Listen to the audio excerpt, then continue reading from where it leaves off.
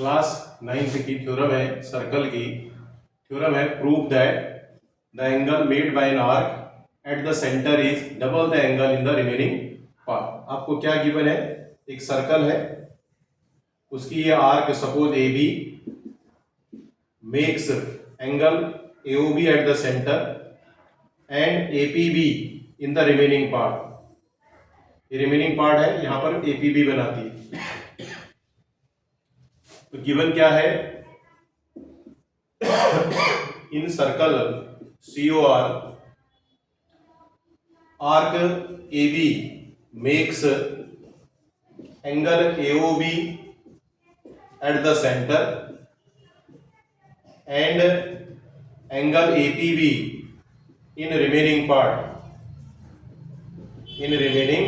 Part. To prove क्या करना है आपको, what you have to prove that angle, जो सेंटर वाला जो एंगल है that is AOB is twice of angle APB। It is twice of angle APB। Construction क्या करी है आपने इसमें, produce join PO and produce to M।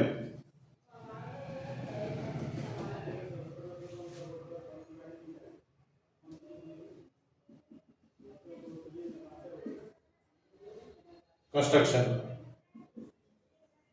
Proof, यहां एंगल 1 लिख लिया, 1 2 3 4 5 6। प्रूफ में क्या करना है, सबसे पहले ट्राइंगल AOP में देखें, AOP में OA और OP radii of same circle, radii of same circle के रेडियाई हैं। तो इसका क्या मतलब हुआ, इस OA के सामने जो एंगल है वो एंगल 2 है, एंगल 2। इस OP के सामने जो एंगल है वो एंगल, OA के सामने और OP के सामने जो एंगल है एंगल 1 है। कारण angle opposite to equal sides.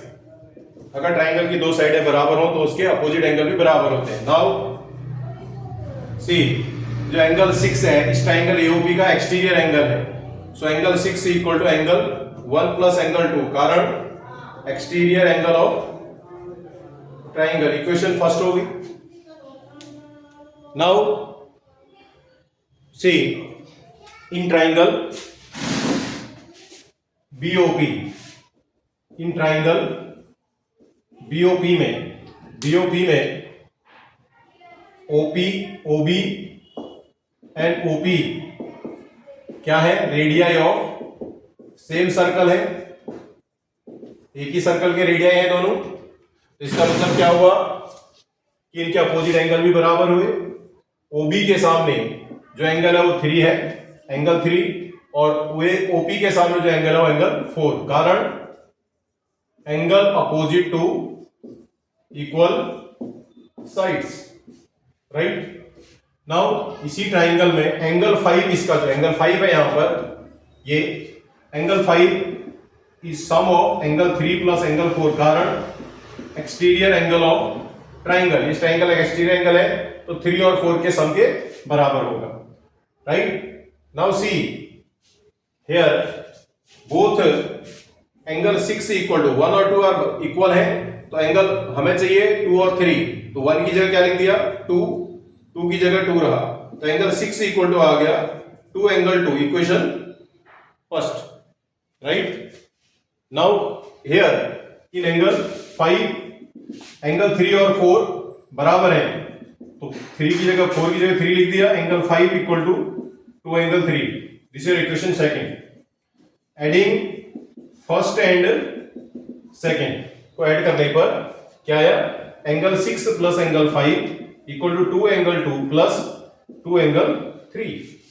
6 और 5 को ऐड कर देंगे तो कौन सा एंगल बनेगा, AOB, एंगल AOB बनेगा, और इसमें से 2 कॉमन ले लेंगे, अंदर बच गया एंगल 2 प्लस एंगल 3।